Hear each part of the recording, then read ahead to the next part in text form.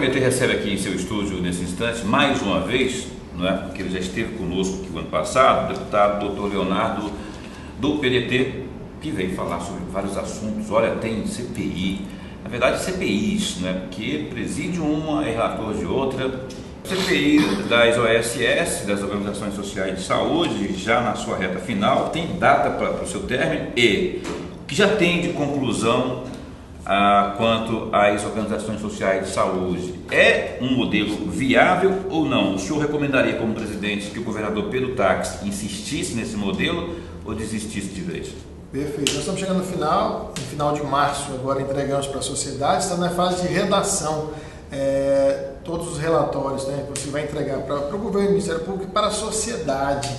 Entregaremos para toda a sociedade esse trabalho, que é a qual nós esperamos que ocorra em queixa-crime, naquilo que foi crime, no dolo ao bem público, que se mude as leis, porque, como o Paulo falou, infelizmente, nós temos daquelas iniciais OS que vieram para cá, só duas estão.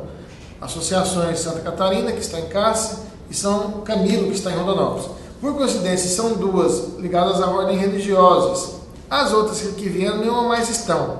No estado de São Paulo, que foi o modelo para ser aplicado no estado do Mato Grosso, a lei da UES, quando veio do Mato Grosso, já deixaram falhas, deixaram abertas situações que permitiram que empresas sem conhecimento profundo ou sem estar ligado à ordem religiosa ou ao ensino, pesquisa e extensão, por exemplo, o Albert Einstein tem uma OSS em São Paulo, que lá vai os seus residentes fazer pesquisa e extensão. Então essas outras que não tinham todos esses pré-requisitos vieram para cá. Infelizmente o resultado, vocês sabem, intervenção do Estado e não estão mais aqui. Eu não acredito que esse seja um modelo da minha maior preferência. Por quê? Porque eles são gerentes.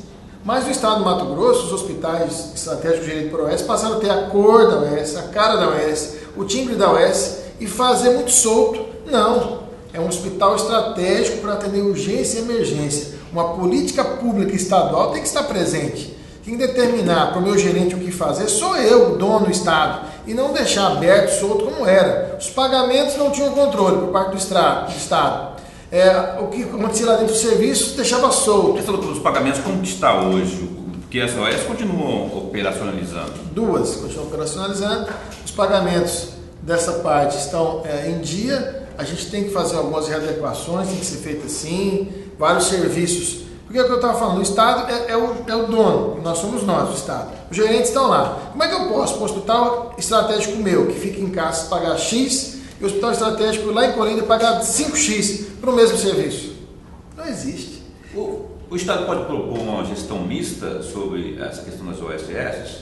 Pode, e também uma coisa que eu defendo muito seria a Fundação Pública de Saúde do Estado de Mato Grosso, que voltaria mais uma administração direta com mais flexibilidade, com mais possibilidade de gerenciamento.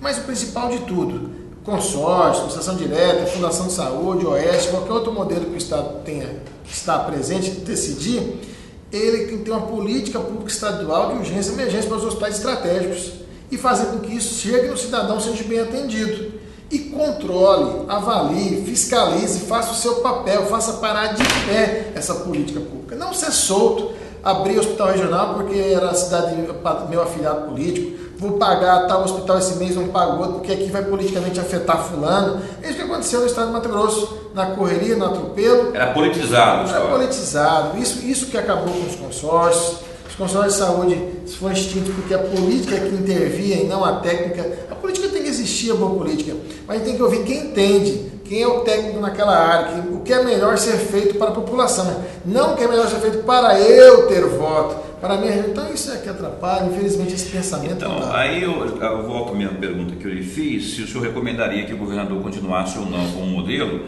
e aí se porventura ele decidir que não, devido aos problemas que houve e tal, que não é viável continuar. Só que aí você tem, como o senhor disse aí, aquelas instituições religiosas que cuidam, por exemplo, lá de Rondonópolis, do Hospital Regional de Rondonópolis, idem Cáceres. Quer dizer, duas que funcionam, outras, a maioria, não funciona.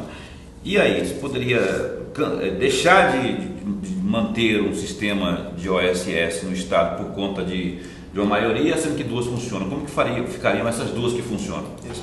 A decisão do governo agora é um modelo misto. Ele vai experimentar consórcio, OS, vai mandar para casa, que estou aguardando faz algum tempo, a Fundação Pública de Saúde, enfim, para experimentar e que se concorra entre si e ver qual é o melhor modelo para o Estado, para o cidadão que chegue na ponta.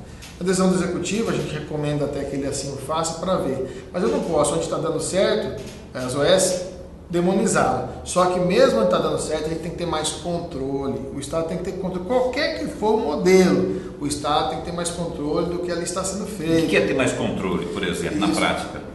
Sobre os pagamentos, se as metas, se eu determino que tem que ser 250 cirurgias no mês, e para isso eu vou pagar um valor X. Está sendo feitas essas 250 cirurgias de urgência e emergência. Ou está chegando lá um dedo destroncado, que o cidadão é só anestesiar e puxar, ele sobe para o centro cirúrgico e fala que foi um procedimento de urgência e emergência. Não é uma unha encravada? Exatamente, isso aconteceu, pô. O Estado tem que fiscalizar. É computado e cobrado, claro, e quem paga a conta somos nós, porque na hora que ele precisar da urgência e emergência, que é mais cara, não vai ter, porque cumpriu a meta com coisa que não era para estar ali. Então, isso nós temos que ter que começar a ter ciência. Os hospitais estratégicos são para urgência e emergência. E ainda, infelizmente, continuam regiões do estado de Mato Grosso descobertas.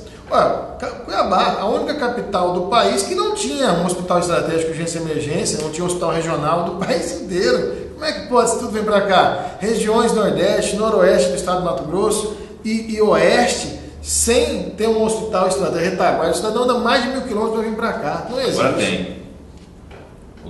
Cuiabá agora tem um hospital. Está construindo. Tem, né? Não tem na planta. Eu quero ver se materializasse. O Estado já fez alguns milhões, mas eu quero ver até o final a gente ser entregue. Tem. Eu quero ser entregue para a população que funcione com qualidade. Deve ser entregue em 2017 pela previsão. Amém. Precisamos.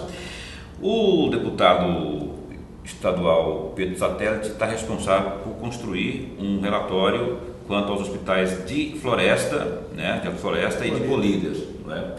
Ele me adiantou aqui a quem está nos acompanhando sempre aqui pelo Repórter MT, que já é cabuloso o cenário que se verifica por conta de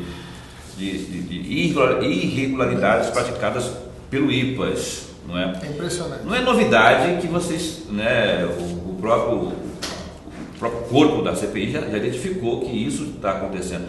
A questão daquele, vamos chamar de calote praticado pelo IPAS, que é o instituto responsável lá por Floresta e Colíder, qual é o montante disso e o que o governo do estado fez ou está fazendo para sanar, resolver, para que ninguém, principalmente quem é o fornecedor, tenha prejuízo?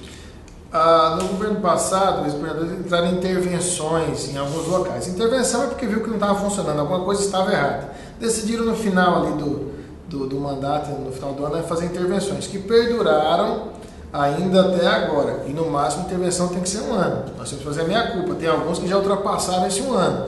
Então, essa intervenção já está fora também do que deveria ser. E ficou muito CNPJ, carteira de trabalho aberta, que ainda estavam ligados ao CNPJ da empresa que saiu, do IPAS, do DSH, enfim, ou outra OS que ali estivesse. Enfim, o governo está errado. Tinha que ter transformado isso já fora para o CNPJ do governo e tomar as decisões. O governo vai pagar 2 vezes, porque vai ter que acertar a carteira de trabalho, fornecedor que ficou, vai ter que se ajustar, senão isso vai judicializar. E também não pode mais ficar usando o CNPJ da OSS, está errado também outra vez. Então, fizemos uma reunião no colegiado com o procurador Patrick Ara, secretário de Estado de Saúde Bermudes, um grande abraço, o secretário excelente, conhecedor da causa, para que isso seja realmente resolvido de vez. E chegamos à conclusão, em janeiro, que em 60 dias nós teremos resolvido. Então, nós temos até o final de março para resolvermos essa questão. Mas, é isso que você falou. E agora? Colíder, Alta Floresta é um dos piores cenários de hospitais estratégicos do estado de Mato Grosso. Um dos piores hospitais regionais do estado. O hospital não tinha crédito de comprar um pão na padaria, porque devia para todo mundo. O dinheiro foi, nós estamos falando em ordem de milhões. Nós tentamos quebrar o sigilo bancário do IPAS. Não conseguiu, não prosperou. Porque até a CPI não tem mecanismos tanto de polícia. E até nós vamos apresentar para o Ministério Público que assim devia faça. Ter, né? Devia ter, porque deveria ter. Que tem uma CPI. É uma CPI. Mas esbarra muito pela questão técnica. E é por isso que tem que ter mais CPIs que façam o seu trabalho sério, que vai ganhar know-how para fazer isso. Nós tentamos quebrar sigilo bancário, fizemos aquele papel de polícia mesmo, né? De documentos. Mas sabe-se hoje qual o montante prejuízo aí desse calote? Qual o montante desse calote aí? Quais as cifras desse Nós calote? levantamos alguns milhões que eles vão ter que explicar onde foi esse dinheiro. É bem mais de 6 milhões. Nós temos assim. Muito dinheiro. É muito dinheiro. Nós temos uma situação pontual, como o Paulo está falando. Ele vai ter que explicar o que aconteceu. Se está errado ou não, a justiça vai decidir. Fora isso, nós temos a questão de informática, que foi informatizado um sistema para os hospitais. Quando saíram, os computadores estão jogados, aquele sistema não funciona mais. Porque é o seguinte, a OS é gerente, mas aquele material, aquele computador, aquele ônibus, aquele caneta, aquela é do Estado, é nosso. Ele não pode ir embora e não instalar. O patrimônio tem que ficar, porque o governo dava um dinheiro para investir, compra de material, educação, mas esse patrimônio tem que permanecer no Estado. Inclusive o sistema era do Estado. Os computadores não sair, acabar tudo, eu não sei mexer, TI não funciona, não uso mais o sistema. É aquilo que eu falo. Como é que você pode contratar um gerente? Quer dizer, eu vou contratar um gerente, viro as costas para a minha empresa, esqueço tudo e deixa ele tocar. Quando ele vai embora, eu não sei de nada. Está errado. Então por isso que não deu certo. O governador deve continuar ou não deve continuar? Vai ser da forma mista ou de jeito nenhum? Qual que é a avaliação sua como médico? Isso. Ele pode até continuar onde está dando certo. Mas é o que eu falo, que eu falei há pouco em outra entrevista.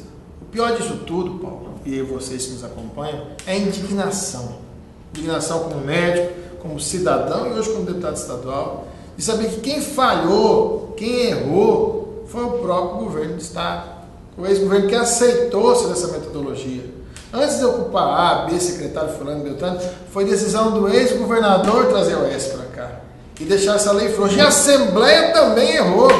Aliás, o ex-governador, o ex-governo, ainda motivado pelo ex-deputado e ex-secretário de Estado de Saúde, Pedro Henrique, né? Ele que foi quem comprou a ideia, foi em Pernambuco, pegou o modelo de lá, trouxe para cá, convenceu o digníssimo Silval da Cunha, que adotou o sistema. E a Assembleia Legislativa deveria ser o controle externo também, até por falta de know-how ou qualquer outra situação, por falta da Comissão de Saúde ter uma equipe técnica qualificada para analisar esses dados e passar para os deputados, para saber que estava favorecendo essas situações. Então nós temos o controle interno que falhou, que tinha a comissão de controle de avaliação, que nunca existiu no papel, mas nunca na prática. Foram lá para o CPI, não sei se você lembra, se acompanhou, porque faltava carro, faltava condição, a gente não ia em loco. Depois o controle externo, um deles, o controle externo, é a Assembleia Legislativa. Você falou do Bermudes, né? Citou o nome do secretário Bermudes. A gestão dele está boa, da cooperação direta com o antecessor dele? Como é que está essa situação aí da política implementada pelo novo secretário? Particularmente, Eduardo Bermudes, que é o secretário de Estado de Saúde, é um grande conhecedor de saúde em várias áreas, público, privado, de programas de saúde. Eu gosto muito de conversar o tema com ele, tem muito know-how, nos atende muito bem, mas ele tem uma Secretaria de Estado de Saúde que foi desaparelhada, desarticulada. Nós temos uma dificuldade ainda, Paulo e vocês que nos acompanham, na área sistêmica, de pagamentos, de organização da secretaria, para que os pagamentos sejam em dia, para que a gente saiba que os convênios sejam honrados. Então ali você poderia colocar o Papa agora, coitado do Papa Francisco, que receberia críticas, teriam dificuldades, principalmente naquilo que afeta imediatamente, que são os repasses financeiros para as unidades, para os municípios, para os hospitais, para se manter em dia, para ter celeridade nisso. Então eu acredito muito no Eduardo Bermudes, é um cara que tem muita capacidade técnica e pessoal, gosta do meu prestígio. Eu conhecia agora, não conhecia de conhecimento, mas ele, com o seu conhecimento, nós tivemos longas conversas e essa conversa fez com que eu acredite no secretário, mas coitado, como eu falei, precisa organizar algumas coisas ali, porque senão ele vai sofrer dificuldade e o desgaste vai cair nele. Deputado Leonardo, doutor Leonardo do PDT aqui no Repórter MT.